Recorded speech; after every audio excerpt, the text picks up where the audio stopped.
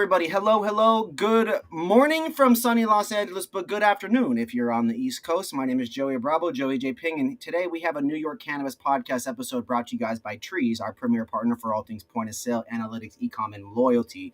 We've got a very special New York Cannabis podcast episode today, folks. We've got Nicole and Liberty here of Evexia Dispensary. They're in Clifton Park, New York, which is up north in the Upstate, Albany area. We're going to find out if there's I forget those people that do the cart and buggies. Are they out there by you guys? We're going to learn about like the geography. We're going to learn about the culture, the community. We're going to figure out what it's like there at their dispensary, what their team's like, and it's going to be a good one. But first, before we get into all the questions, folks, let's give them a warm welcome. Nicole, Liberty, welcome to the show. How we doing today?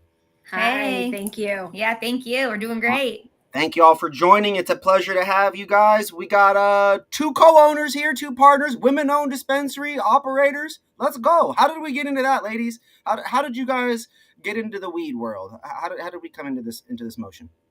Well it's an interesting story. Yeah, so I'll tell you. So I have a friend who works for, she's a pharmacist at a RO, and she told me about the licensing, and Nicole and I are neighbors and friends, and I told her about it, and then so we got chit-chatting and we had to meet some criteria. So Liberty is an area business owner, and my husband actually had an infraction when he was younger, so he was our ticket to our card licensure, and I said I think we can do this, and I used to work for a state agency, so I'm like, I can handle this. And we worked together. We filled out our application together by ourselves. And it was about 3 years before we actually could put things in motion, and we were approved.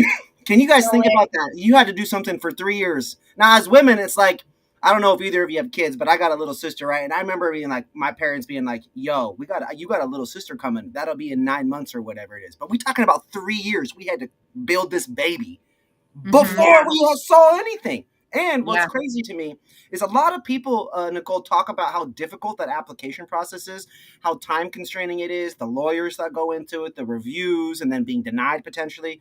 Can you talk a little bit about how your experience in the previous life, I guess, how that directly correlated and translated into you guys getting up and running? I won't say. Well, I kind of had an idea of when state agencies are requiring you to apply for something like a licensure in some kind of fashion, that you really just have to hit the marks of what they're asking. They're kind of like, it's kind of black and white. Here's the information. Here's what they want.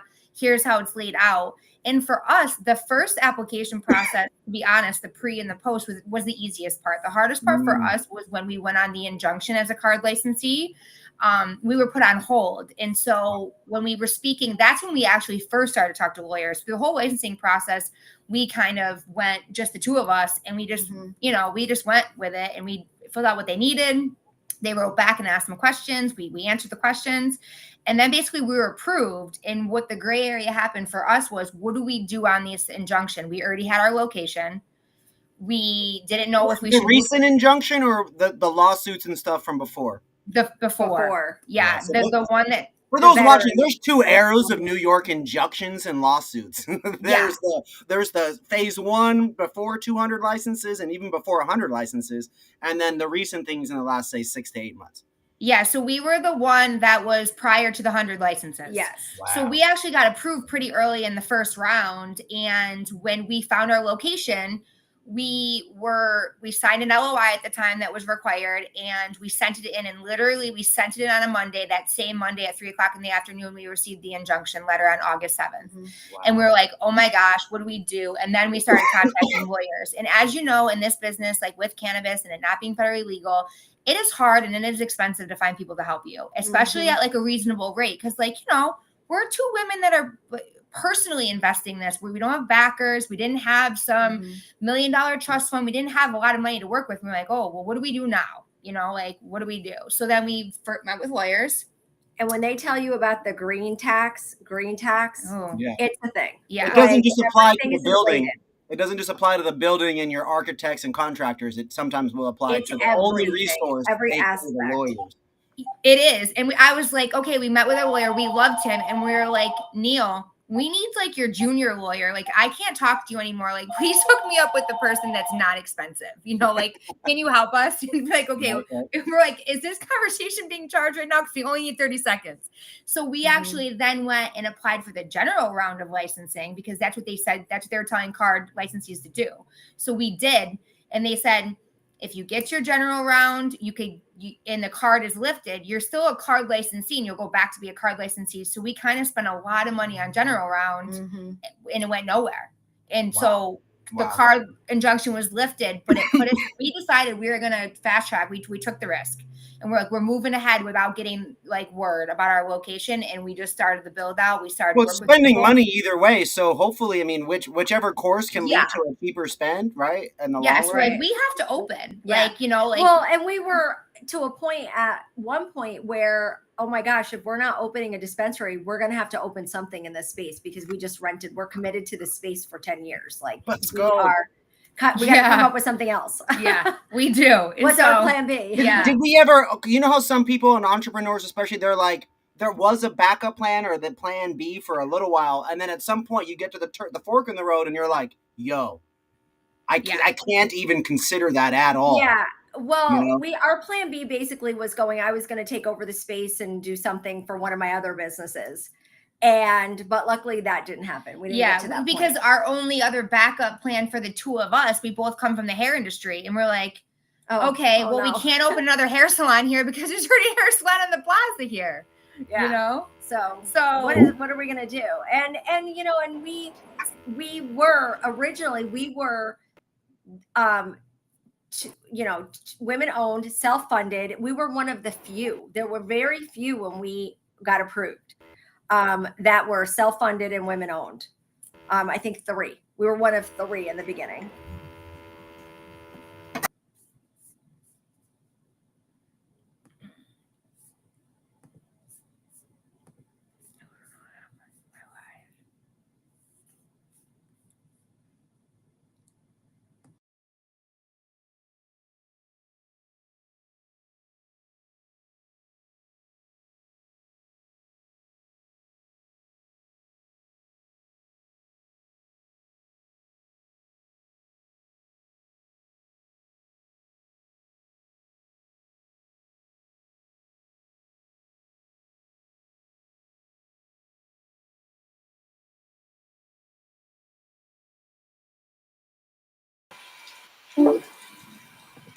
Okay, we're back. Hi. Sorry, ladies.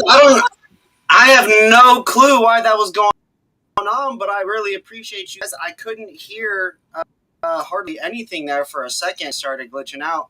Could you tell me what that plan B that you guys were saying was, and that name was when it kind of came up where you were like, we're not doing that again? I'm sorry for having you repeat yourselves, but I couldn't hear any of that.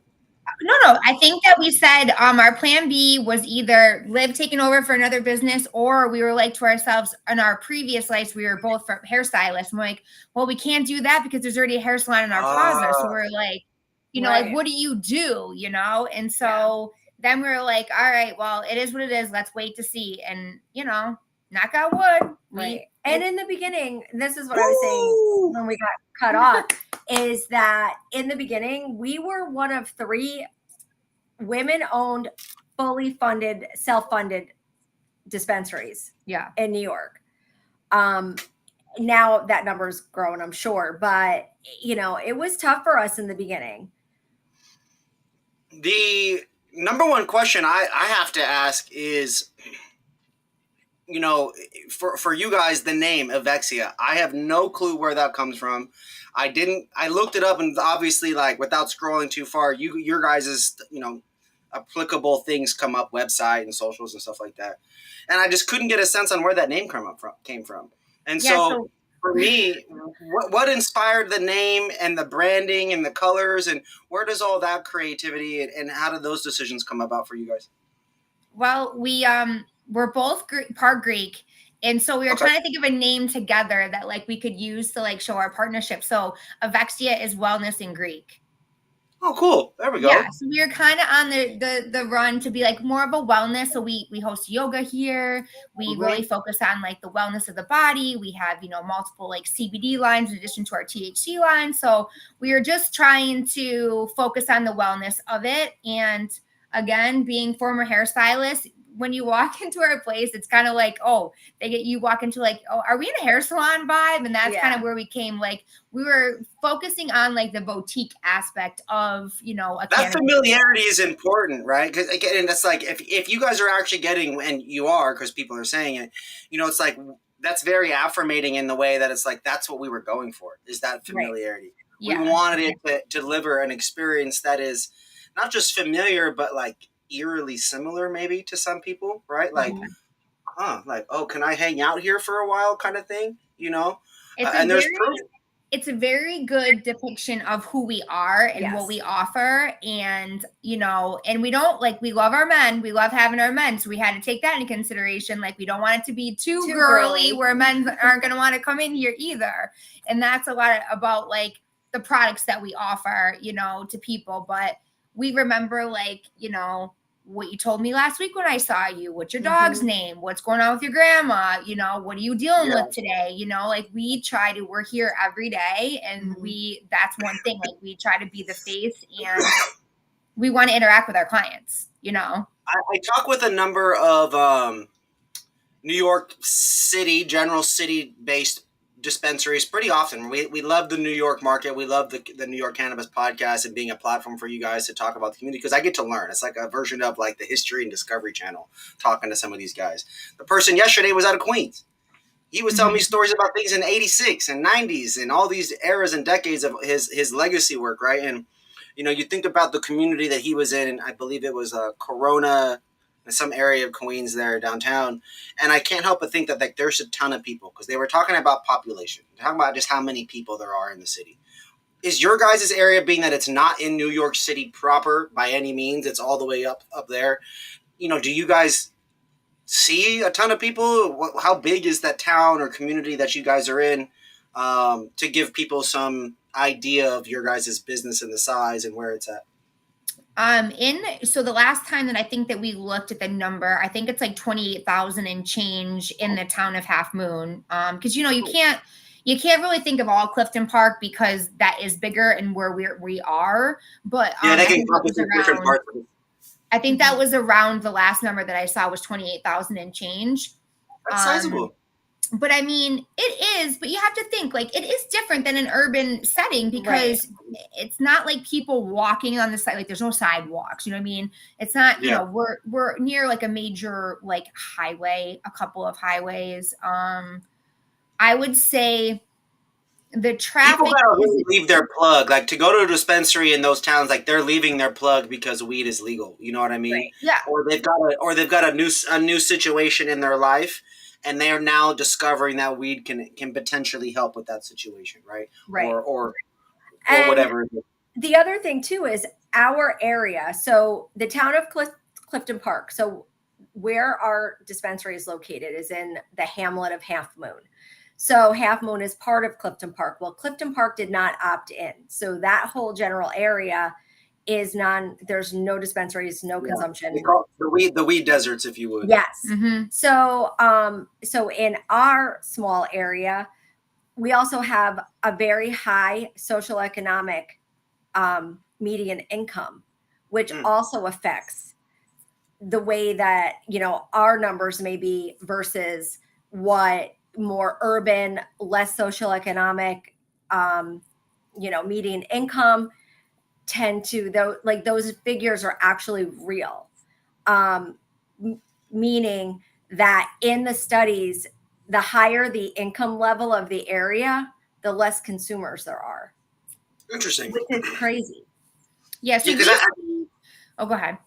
No, please continue. But we see a wide variety. Like for us, it's really a typical consumer, I would say on average, 35 and up. But we do get younger people, but not as often.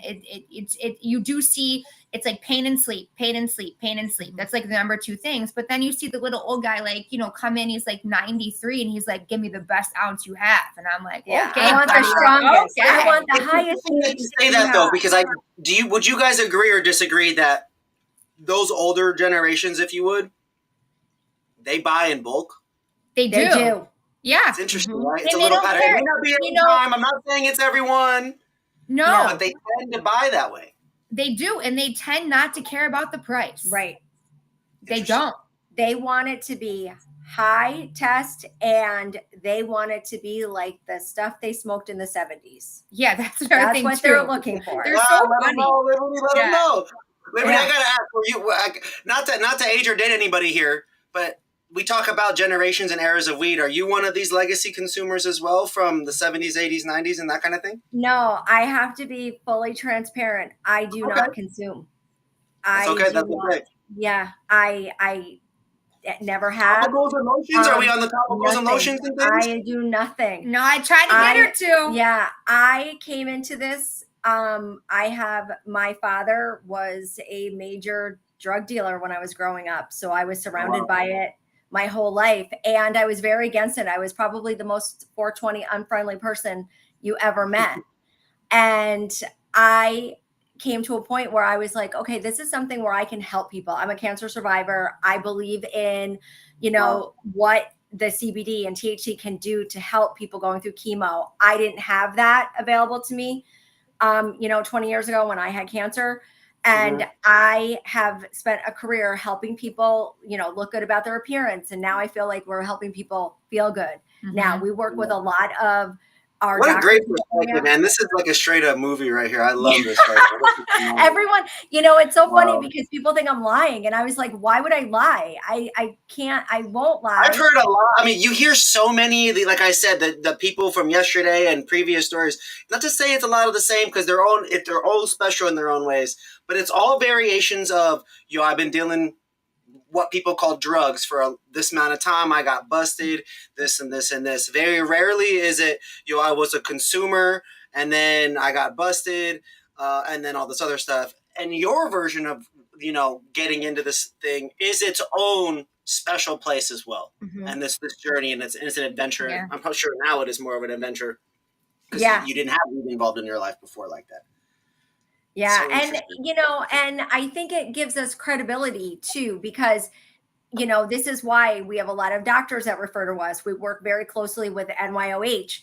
And, whether it's they're coming in for pain or, they need to be able to eat going through chemo. And so they're coming in for a tincture or whatever it might be, they're looking at us for the answers. And we tell them, like, listen, we're not your doctor. We're not a pharmacist, but we can find the answers for you. And so I think because we didn't come from, we weren't dealing, we weren't in jail. We come from a very different, aspect of this industry that is probably a niche that wasn't tapped into. I have never met anyone else like us.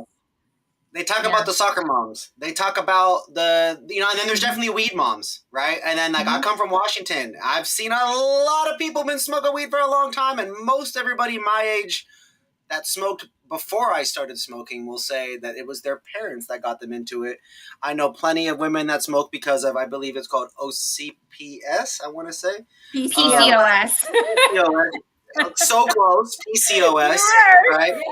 And the menstruation cycle basically kills them. They compare it to like a bear ripping their insides out. You know what I mean? And it's like, I feel for people that, like yourself, Liberty, where you say you didn't even have access to anything like this back when you had to go through your version of it, let alone what you go through as a woman monthly, daily, etc. Right? Throughout the course of your life. Yeah, we have And we have a client that came in here and she could barely move. She couldn't even drive her own car. And she came in I think the first or second week we were open. And now she's our regular client, comes in once a month. She stocks up. We have her on a great regimen that works for her. And she's hiking. She's driving her car. Oh, wow. Yeah. Yeah. That's cool. See, that's the kind of positive impact we want to have on people's lives. And cannabis isn't for everybody, and CBD is not either. People and I know plenty of people that have to eat and do way too much weed or mushrooms or whatever it is to say that they feel high, right? There's some people that just, it don't work. Their body's weird or different. I won't say weird because that makes it sound negative, but they're just different.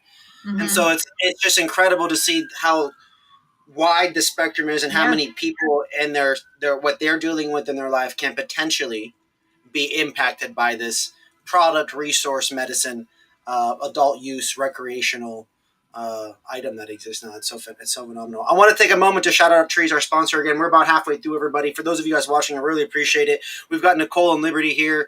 Evexia Dispensary, man. They're out here. They're up in Upstate New York. It's right near kind of Albany. You got Clifton Park. You got this area over there. Half Moon. What a cool name for a city, Half Moon. We got Evexia is Greek for wellness. These two ladies here, they've been about beauty and wellness for the duration of their careers, and now they're able to extend that beauty and wellness focus, that health and wellness and beautification into a more internal as well, which is so exciting. Now, some questions specifically about the dispensary, because I do smoke weed. I like brands. I got Nike on right here. I'm a Raiders fan there. I watch women's basketball all the time. I like brands, and so for me, I'm interested in hearing about the brands that you guys want to shout out on today's episode. It could be friends, brands that you're just really impressed with, products that you co-sign, but would love to hear you talk about 3 different brands if you could, and just share some key points and shout them out. Okay, I have one.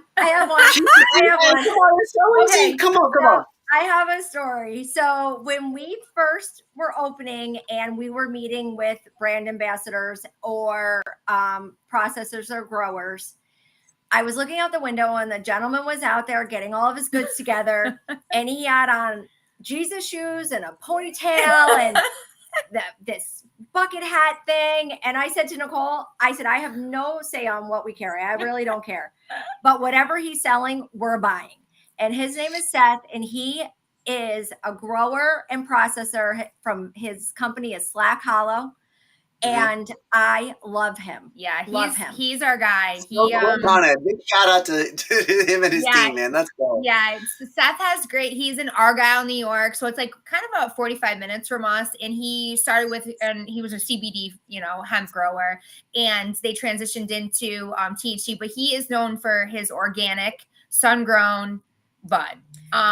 So your guy that's coming in for your 70s weed. Yeah, from the 70s, they're coming in and buying. That's what we're telling them. Yeah. But a lot of this of the picks of our brands, because you got to think, back when we were looking 3 years ago, there was not a lot of cultivators. There was, but it was sad because we were watching these cannabis control board meetings and watching these farmers and cultivators on camera, it was awful. They were crying. Yeah, and it was you start to follow stories of people, and then you start to see what their products are. So I think one of my first ones on the list that I saw on the cannabis control board meeting was House of Sachi. So they are growers out of Buffalo, top tier flower, family run and owned. And I just fell in love with the son, Mike, who's one of the owners. And I said, man, he is just awesome. I love his name because at the time that Gucci movie was out, so it was House of Gucci. And I'm like, that is such a cool name, House of Sachi. And their last name is Kasachi. I think that's how you say it. I don't know if that's the proper spelling, so I'm sorry. But wanted him from the beginning, and Seth, we were happenstance fell upon him, love him, but I would say top notch, great bud. They do everything. They just started making vapes last year, middle of last year, but great or top tier bud in the store, amazing. So I'd say their brand. Oh my God, can we do 3? It's what about a wellness brand? What about a wellness brand? A wellness brand. Yeah. I would say one that is a wellness. I mean, there's so many to name because we have such great partners and we wouldn't be anywhere without our great vendors. But I would say another wellness brand for a gummy brand would be Eaton Botanicals. They're out of Morrisville, New York. They make their edibles with other things like ashwagandha, vitamin B, vitamin B12. Like they do a lot of different lion's mane for like memory. They do a lot of different variations for their gummies, and they're a good brand for a lot of our clients that are coming in maybe trying out too, because they have low dose 2.5 and 5 milligrams. So I think that that's and plus all your cannabinoids like added in too. So I think that they're a really good, like a good start for people if they're like going on the edible journey and it's like a low dose and you want to start off small, like, you know. I would love more people to make 1 to 2 milligram gummies so I can eat 2 to 4 of them at a time. Like I just don't. We can just microdose, and that's the thing. Like some people just need to have so many of the brands, you know this though, the gummies that tend to be like this big or whatever, they'll put the 10 markings on it, call it 100 milligrams. I don't want to eat one this awkward sliver. You know what I mean? I want to eat. I want to throw a handful in like you do M&Ms or like you would some regular gummies. So I just want to put that out there to the brands. I appreciate everyone being so flavor focused and accuracy and dosing focused and branding. I'm here for all that. But guess what? I buy a lot of candy SKUs from the Mars Candy Company, and I would buy your delicious flavor in smaller doses, folks. That goes out there for everybody that is a fat kid secretly that has sugar addiction and things like that. So hit me with it, please, and hit me with the non-sugar-free version too. I'll buy both. Honestly, sometimes I'm feeling healthy, sometimes I'm feeling like convenience. It just really depends where I'm at, and that's the beauty of it. I'm trying to pop into dispensaries like Evexia and be able to buy what they sell me, but also buy what I want at the same time. I know, because that's been interesting with different brands for like us, especially in New York State specific, because you do get a look to see, because we can only buy obviously from New York State cultivators and brands. But in the beginning, a lot of the bigger companies weren't in the market yet. They weren't here yet.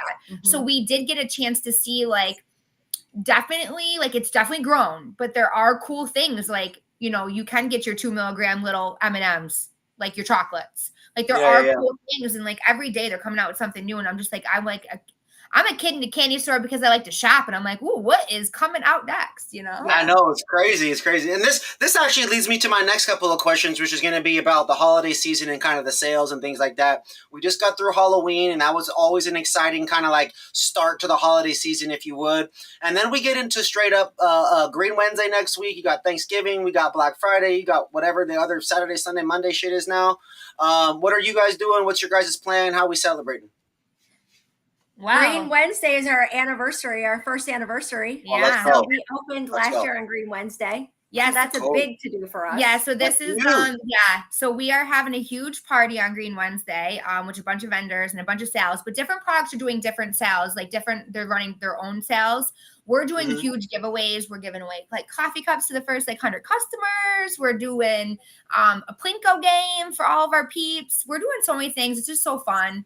But we're really excited about Green Wednesday just because like we're celebrating us and our year and what this year has been, you know, the ups and downs, the crying, the not crying, the laughing, all the things.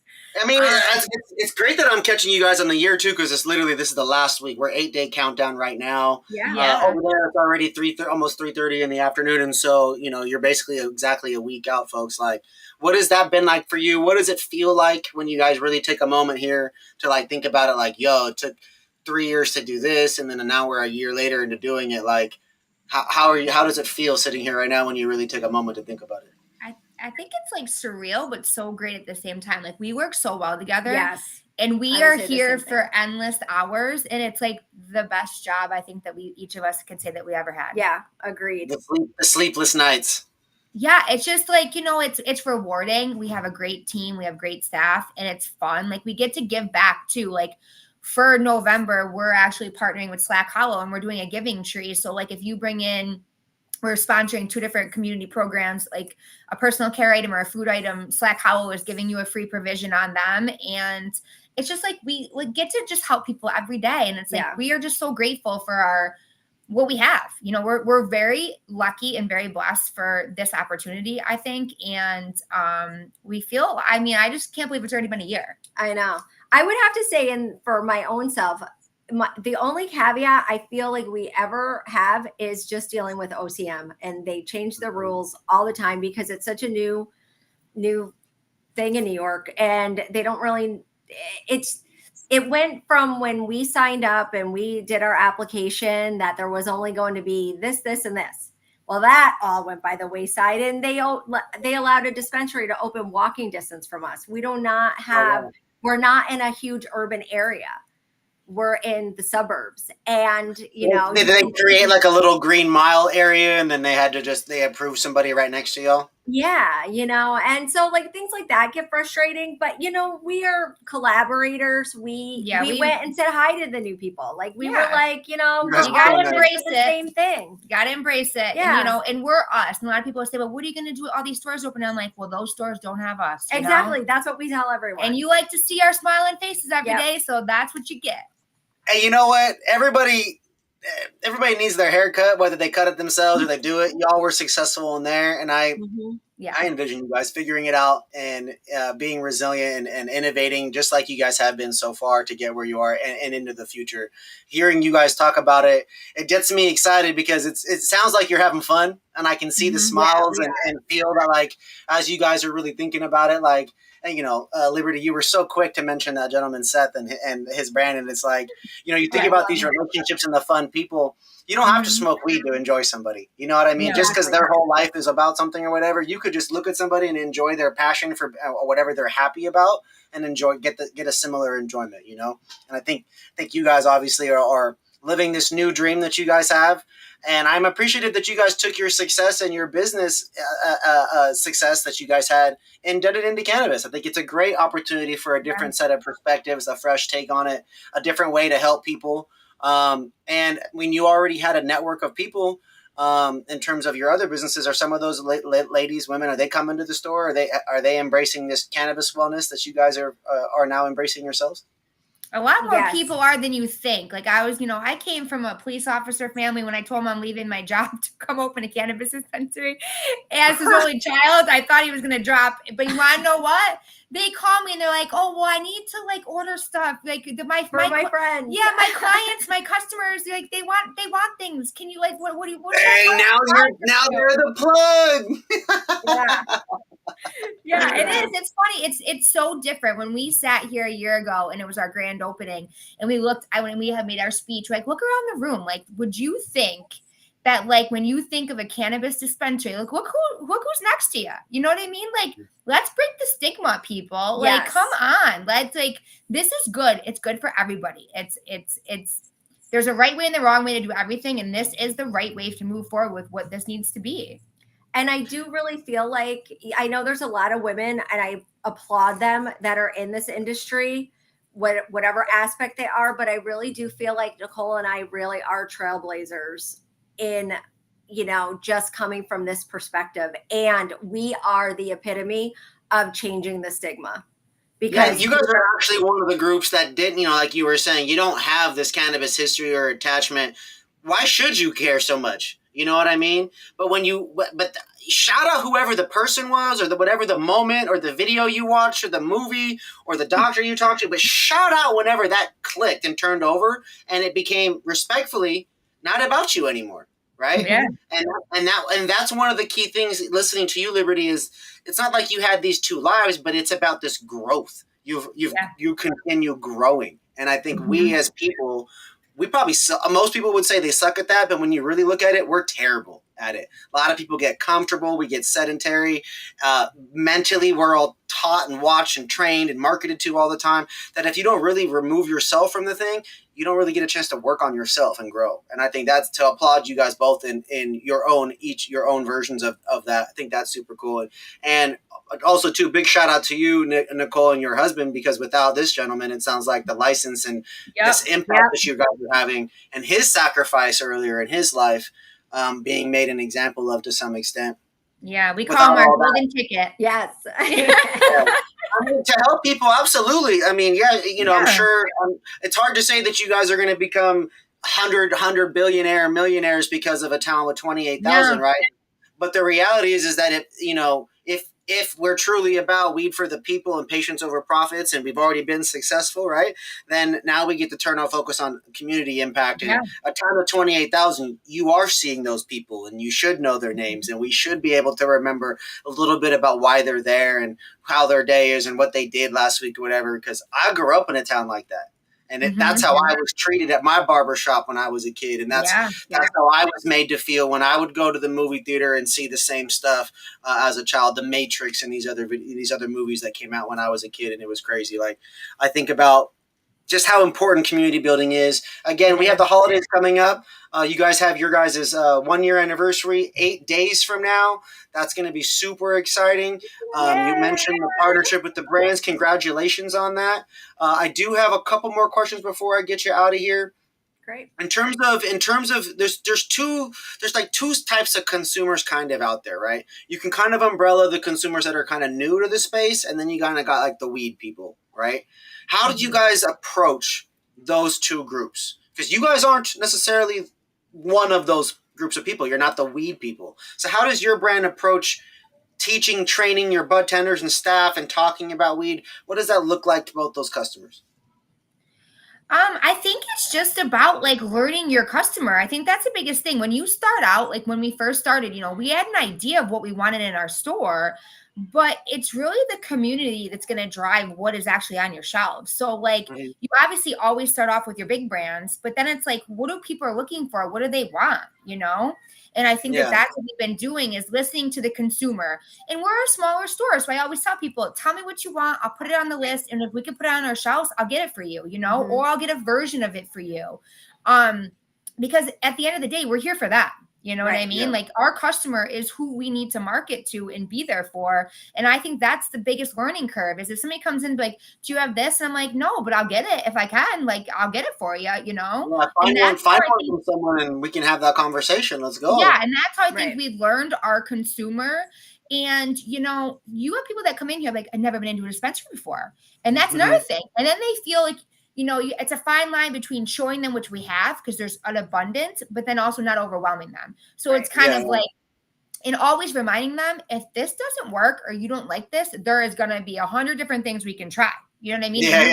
Until we get there, because you have these customers like, can you write down all the things that you just told me? Like what I'm supposed to do? And I'm like, of course. And I said, and call us if you have a question, and then we have the people like, I got this. Like, I don't even need to get my bag in the car. Like I got this. And so it's like, I to the weed person, there is nothing worse than walking up to a bud tender and them and being like, oh, what are you here for today? Yeah, I just want to look at some flower. And they go indica sativa hybrid. Right. No. There's nothing worse than that to the weed people. Because that's the wrong thing to say to the person who goes up and says, like if we answer what we're looking for and then you ask, okay, indica sativa hybrid, you could be like, cool. Do you know which one perhaps? That allows me to answer and tell you before you have to sell me and have some conversation that we don't really want to have in the first place. Right? Usually our opening line is like, how do you like to consume? What do you like to feel? Are you going, what are you going to do? That opens the book a whole different direction, right? And then training that indica sativa hybrid conversation. I can't stand that. But obviously I do live in LA, so it's ingrained in that bad bud tender hybrid culture here. It's often that way in the legacy ones. I have found, ladies, that the bud tenders in the newer states, honestly, they may not have as wide of the knowledge gap, but they're way better trained at the stuff like that's like this right here versus knowing all the intricacies of the different oils and concentrates and this. That's fine. You learn it over time, but let's just get through indica sativa hybrid and like 4 terpenes first. You know what I mean? And I found that the bud tenders over there on the East Coast, man, your staff and other people, I've just been really impressed at their verbiage, commitment, and passion versus just being content with being high at work and selling weed. You know what I mean?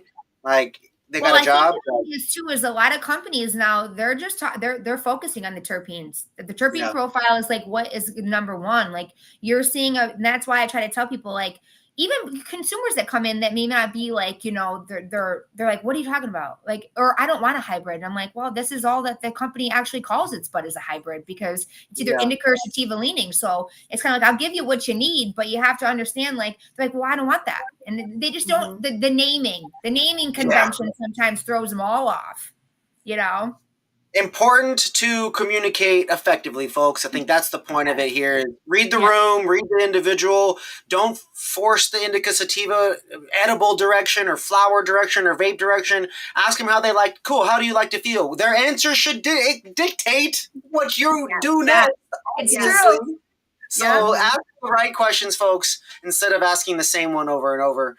Everybody, we really appreciate you guys watching, man. It's been a great conversation. Respect My Region, New York Cannabis Podcast. Episode brought to you guys by Treez, our premier partner for retail, point of sale, analytics, e-com, processing, all the good stuff for retailers and what they need to make money. You guys, Evexia Dispensary in the house. Nicole, Liberty, it's been a great conversation. I look forward to having you guys on again down the show. Last thing before we get you out of here, what is your message to the world? What's your message to the people?